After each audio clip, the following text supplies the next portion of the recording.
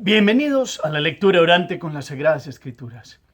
En este día la Iglesia, este jueves, nos presenta al evangelista Mateo en su capítulo 10, versículos 7 al 15. Primer momento, lectura del texto. En aquel tiempo dijo Jesús a sus apóstoles: vayan y proclamen que ha llegado el reino de los cielos. Curen enfermos, resuciten muertos, limpien leprosos, arrojen demonios. Gratis han recibido, den gratis. No se procuren en la faja oro, plata ni cobre, ni tampoco alforja para el camino, ni dos túnicas, ni sandalias, ni bastón. Bien merece el obrero su sustento. Cuando entren en una ciudad o aldea, averigüen quién hay allí de confianza y quédense en su casa hasta que se vayan. Al entrar en una casa, salúdenla con la paz. Si la casa se lo merece, su paz vendrá a ella. Si no se lo merece, la paz volverá a ustedes. Si alguno no lo recibe o no escucha sus palabras, al salir de la casa o de la ciudad, sacudan el polvo de los pies. En verdad les digo que el día del juicio les será más llevadero a Sodoma y a Gomorra que a aquella ciudad. Palabra del Señor. Gloria a ti, Señor Jesús. Pidamos hoy la fuerza, la presencia del Espíritu Santo. Digamos juntos: ven, Espíritu Santo, llena los corazones de tus fieles y enciende en ellos el fuego de tu amor. Envía tu Espíritu y todo será creado y renovarás la faz de la tierra. Espíritu Santo, ilumínanos y santifícanos con tu presencia. Que nos permitas comprender esta palabra, este llamado y esta misión a la que se nos convoca. Que podamos hoy mirar todas estas características del envío de Jesús y las podamos vivir en nuestra vida. Amén. ¿Qué dice el texto? Nos dice hoy la palabra, mirando a Mateo, capítulo 10, versículos de 7 al 15.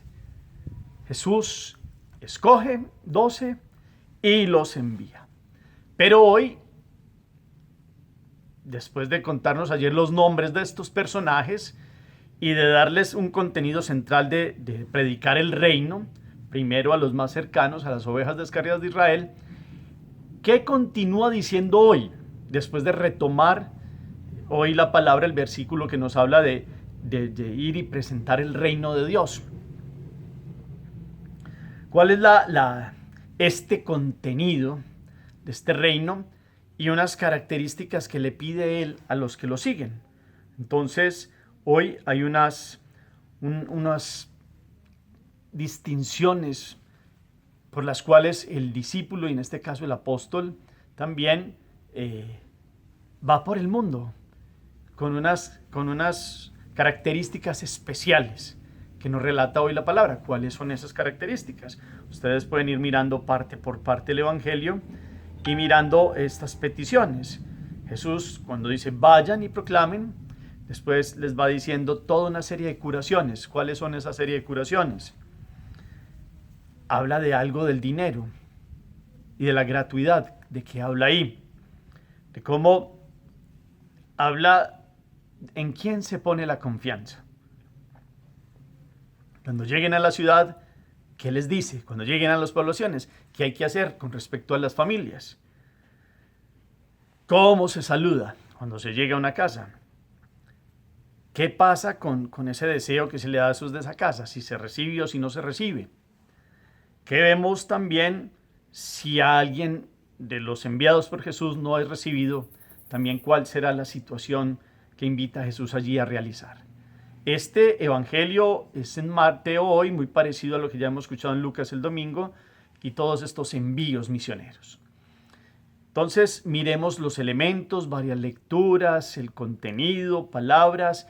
Miren los verbos que están ahí como en imperativo, tanto como positivo, negativamente. Miren las actitudes de Jesús en cuanto a las características que invita a tener a los que son enviados. Expresiones que les llamen la atención también a ustedes. Todos estos elementos ayudan a que este primer momento sea fuerte, porque es el del cual parten los otros.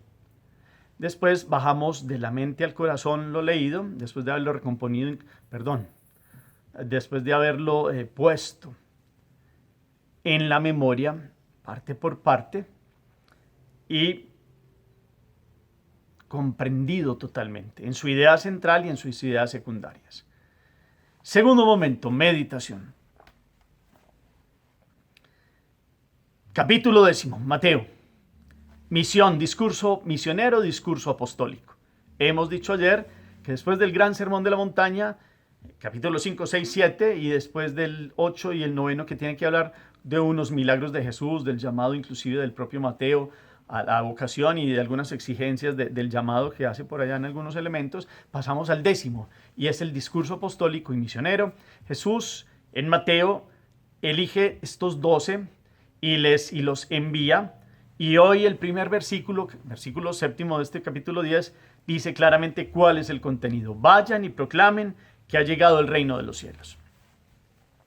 Es decir, el mundo se ha debatido entre reinos humanos. ¿Y qué ha pasado con los reinos humanos?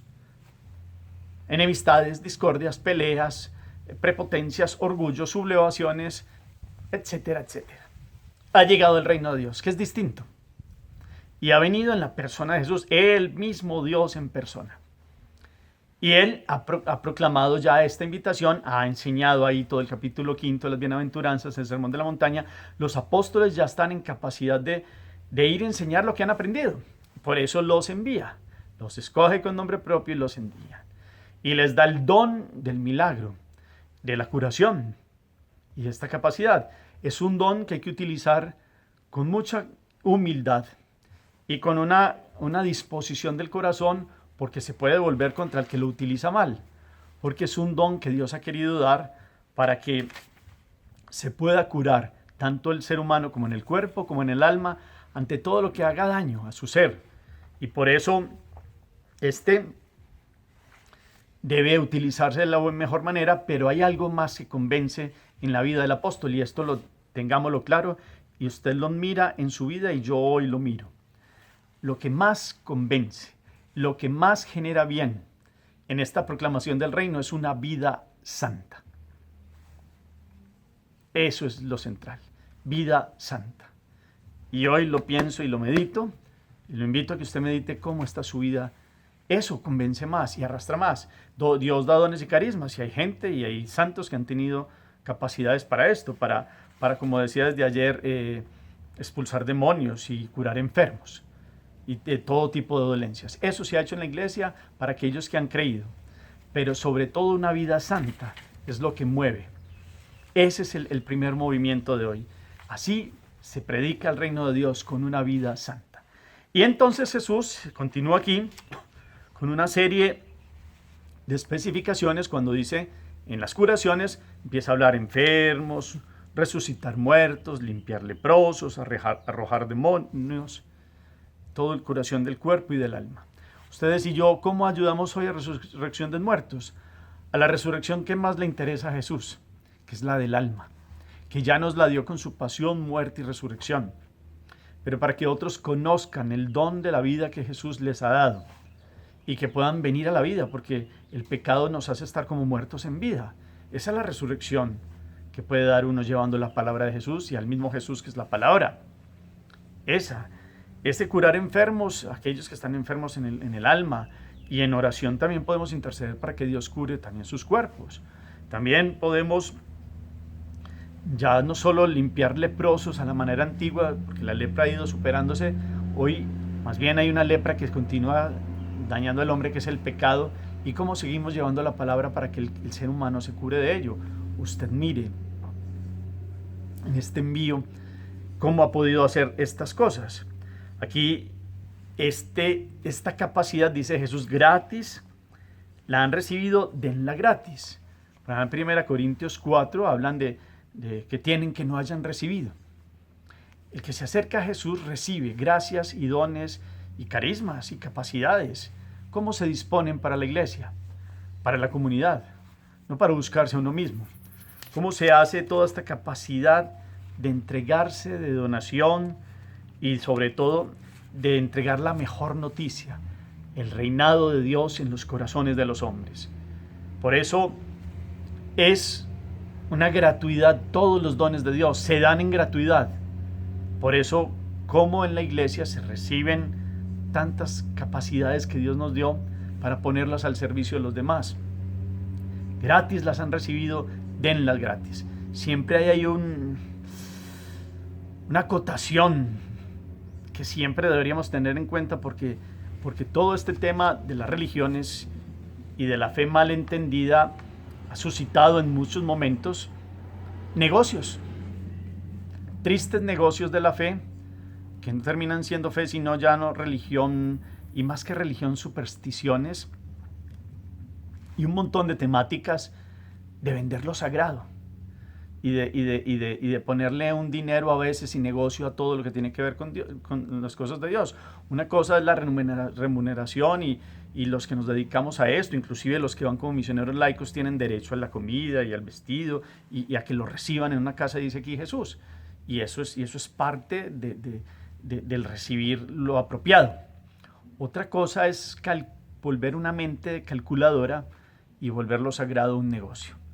Y esto hoy la palabra nos pone como tengan cuidado, denlo gratis, dar, aquí hay un verbo dar, gratis lo que se ha recibido, gratis.